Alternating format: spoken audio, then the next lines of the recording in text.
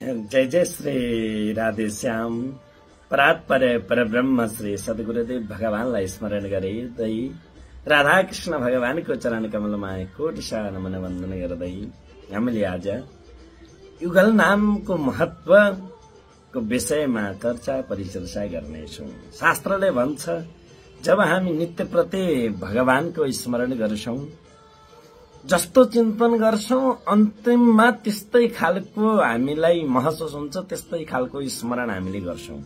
अन्त्यमति सागति भनेको छ अन्तिममा जस्तो चिन्तन गर्यो त्यस्तै गति हुन्छ।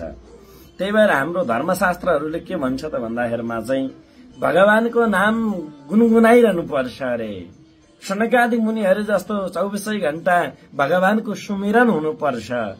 सुमिरन गर्नाले हाम्रो चित्तको शुद्धि हुन्छ, विचारको शुद्धि हुन्छ, देहको शुद्धि हुन्छ। त्यही भएर परब्रह्म परमात्माको लीला अपरम्पार छ, बुझ्न सकिँदैन। केवल चिन्तन गर्ने हो, मनन गर्ने हो, महसुस गर्ने हो, स्मरण गर्ने हो र नित्य प्रति युगल नाम संकीर्तनमा आफूलाई लगाउने हो। भयावह स्थिति, दिनानुदिन प्रकृतिको प्रकोप देख्दै आएका छौं हामी सबैले, हैन? भोलिका दिनमा के हुन्छ, कस्तो हुन्छ, कतिखेर के हुन्छ भन्ने कसैलाई थाहा छैन। त्यही भएर समयमा नै भगवानको चिन्तन गर्नुपर्छ, नामको चिन्तन गर्नुपर्छ, जप गर्नुपर्छ, साधना गर्नुपर्छ, आराधना गर्नुपर्छ साधक वृन्द। अनि मात्रै हामीले भगवत तत्वलाई प्राप्त गर्छौं। जसले यहाँ भगवानलाई देख्छ, जसले यहाँ मेरो प्रभुको साक्षात्कार गर्छ, माथि गएर पनि उसले गर्न सक्छ। अब यहाँ नै प्रभुलाई देखेको छैन, राधाकृष्णको साक्षात्कार नै गरेन, राम लक्ष्मण सीताको साक्षात्कार नै गरेन, लक्ष्मी नारायणको नै साक्षात्कार गरेन, भगवान शंकरजीको साक्षात्कार गरेन, माता पार्वतीको सपरिवारको साक्षात्कार गरेन, जसको हामीले आराधना गर्छौं उहाँको साक्षात्कार अनुभव र अनुभूति यहाँ गरेनौं भने स्वर्ग हो कि नरक हो कि वैकुण्ठ बन्ने हो कि साकेत धाम बन्ने हो, कहीँ गएर पनि हामीले त्यो चिज प्राप्त गर्न सक्दैनौं। त्यो चिजलाई हामीले बुझ्नुपर्छ, जान्नुपर्छ। त्यो भएको कारणले शास्त्रले के भन्छ त भन्दाखेरिमा राधा नाम सुधायुक्तम कृष्ण नाम रसायनम या पठते प्रातरुत्थाय व्याधिभीषणबाध्यते। भगवान श्री राधाको नाम अमृतले युक्त छ अरे। जब हामीले मुखमा राधाको नाम लिन्छौं नि, अमृत पान गरेको महसुस हुन्छ, अनुभव र अनुभूति हुन्छ। ध्यान गर्नुहोस्, थाहा हुन्छ, यतिकै थाहा हुने कुरो भएन। अनि कृष्ण नाम रस रूपले युक्त छ। जब राधा कृष्णको चिन्तनमा हामी तत्परताको साथमा जब लाग्छौं, तब हामीलाई भोक प्यास आदि सबै चिजबाट मुक्त भइहाल्छौं। प्रभुको सुमिरन, प्रभुमा नै आफ्नो आत्मचित्तलाई, आफ्नो सम्पूर्ण योग चित्तवृत्ति निरोधा भनेर आफ्नो चित्तलाई परमात्मामा समर्पित गरिसके पछाडि भोक प्यासहरू केहीले पनि हामीलाई छुन सक्दैन। या पठित प्रातरुत्थाय, जसले चाहिँ नित्य प्रति राधा नामको सुधालाई पान गर्छ, उच्चारण गर्छ, उ सदैव आनन्दमा रहन्छ, परम सुख र परम आनन्दको प्राप्ति गर्दछ भनेर भनेको छ। यति मात्र होइन, युगल नाम संकीर्तन 16 कलाले युक्त छ। भगवान श्री कृष्णको जुन 16 कलाले युक्त मेरो प्रभु परब्रह्म परमात्मा हुनुहुन्छ, त्यत्तिकै महत्व हाम्रो राधे कृष्ण कृष्ण कृष्ण राधे राधे, राधे श्याम श्याम श्याम राधे राधे। यो युगल मन्त्र सामान्य मन्त्र होइन, यसमा त्यो गुण, त्यो रहस्य छिपेको छ जुन हामीलाई पनि ज्ञात छैन। अनुभव र अनुभूतिको द्वारा हामीले यसलाई आत्मसात गर्ने हो, शब्दमा व्याख्या गर्न सकिँदैन। सहस्रशै रेखा पुरुषः सहस्त्राक्षः सहस्रपात शभुमिग्गु सर्वतस्पृतवा त्यतिष्ठदीय साङ्गुलम।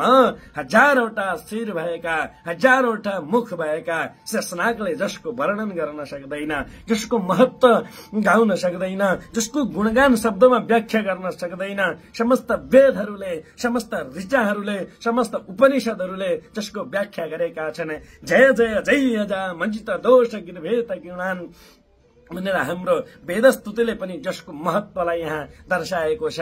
हजारौं ऋषिहरूले, महर्षिहरूले, भक्तहरूले जसको महत्व, जसको महिमाको गान गरेका छन्। अनेकौं सन्तहरूले जसको महत्वको विषयमा बताउनु भएको छ। निम्बार्क सम्प्रदायमा मात्र नभएर हरेक सम्प्रदायले राधे कृष्ण युगल नामको महत्वलाई दर्शाउनु भएको छ, त्यसको गान गर्नु भएको छ। त्यही भएर हामी सबैले त्यो चिजलाई आत्मसात गर्नुपर्छ। येनो रुच्यते रागै राधा कृष्ण पदद्वयम वाम दक्षिणत तस्य राधा कृष्ण धावति। राधा कृष्ण महामन्त्र यो जपेद भक्ति पूर्वकम अन्तकाले भवे तस्य राधा कृष्णेति कीर्तयन्। राधा कृष्णेति संस्मृतः।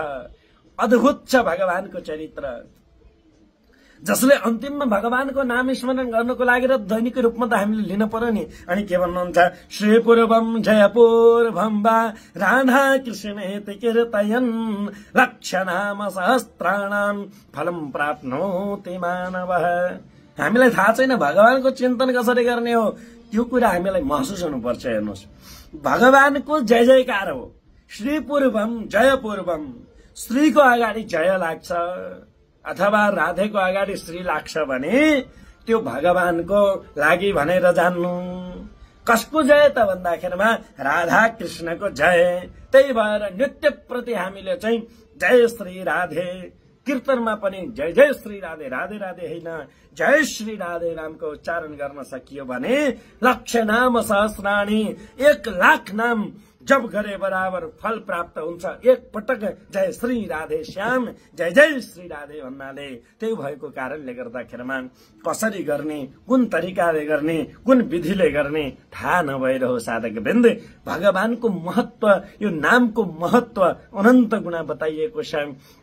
यो बेला साधना गर्ने बेला हो। श्रावण मासमा मात्र नभएर प्रत्येक दिन भगवानको स्मरण हुनुपर्छ। केवल जन्माष्टमीमा मात्र नभएर प्रत्येक दिन भगवानको स्मरण गर्न सक्नुपर्छ।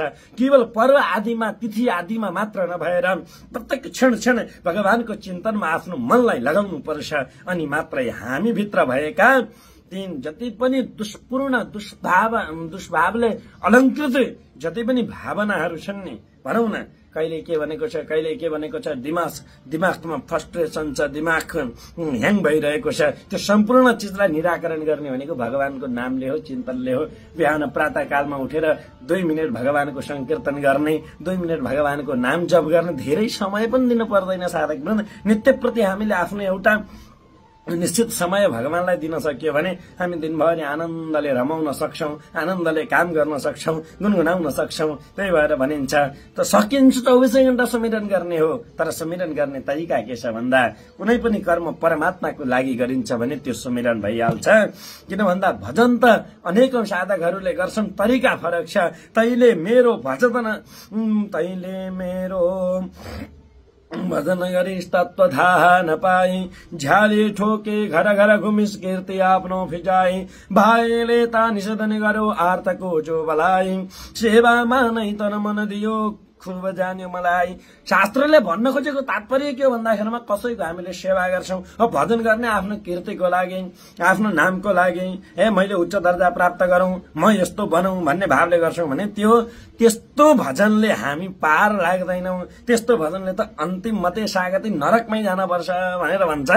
त्यही भएर राधा कृष्णेति कीर्तन किन भनियो त भन्दाखेरिमा हरेक मनुष्यमा राधा कृष्णको स्वरूप हुनुहुन्छ, प्रत्येक मानवमा परमात्मा हुनुहुन्छ।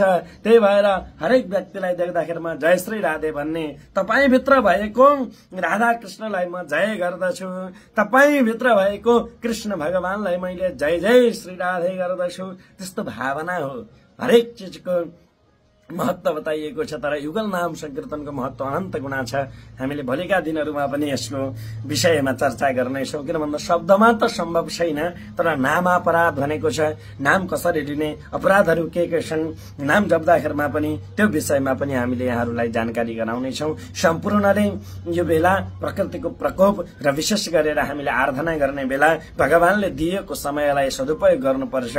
फेरि मानव जन्म होला नहोला थाहा छैन, यो जन्मलाई कसरी हामीले परमार्थिक बनाएर अर्को जन्ममा पनि कमसे कम यति त कर्म गरौं, फेरि पनि म मानव भएर जन्म लिउँ भन्न सक्ने जति कर्म गरियो भने भइहाल्छ साधकवृन्द। त्यति कर्म गर्नको लागि केही गर्नु पर्दैन। दैनिक रूपमा बिहान उठ्नुहोस्, भगवानको नाम जप गर्नुहोस्, कीर्तन गर्नु सक्नुहुन्छ ध्यान गर्नुहोस्। ध्यान त अझै श्रेष्ठ साधना हो। ध्यान गर्ने हो भने त तत्क्षण प्राप्ति पनि भइहाल्छ, अनुभव र अनुभूति पनि हुन्छ, भगवानको साक्षात्कार पनि गरिन्छ, अनि थाहा हुन्छ, बोध हुन्छ, ज्ञान हुन्छ, हरेक कुराको बोध हुन्छ, अज्ञानता नष्ट हुन्छ। त्यही भएर भनेको साधना सर्वोपरि मार्ग हो। साधनाले हामीलाई अज्ञानतालाई नष्ट गर्ने सामर्थ्य प्रदान गर्छ, वास्तविक ज्ञानको बोध गराइदिन्छ। सूक्ष्माति सूक्ष्म ज्ञानको हामीले सूक्ष्माति सूक्ष्म ज्ञानलाई हामी सबैले जान्न सक्छौं। यो कुरालाई हामी सबैले मनन गर्ने, चिन्तन गर्ने। यहाँहरू सबैको जय होस्, मंगल होस्, शुभ होस्। सर्वे भवन्तु सुखिनः, सर्वे सन्तु निरामया, सर्वे भद्राणि पश्यन्तु, मा कश्चित् दुःखभाग् भवेत्। सबैले कीर्तन गरौं, आराधना गरौं, जप गरौं, तप गरौं, ध्यान गरौं, जे सकिन्छ त्यही गरौं।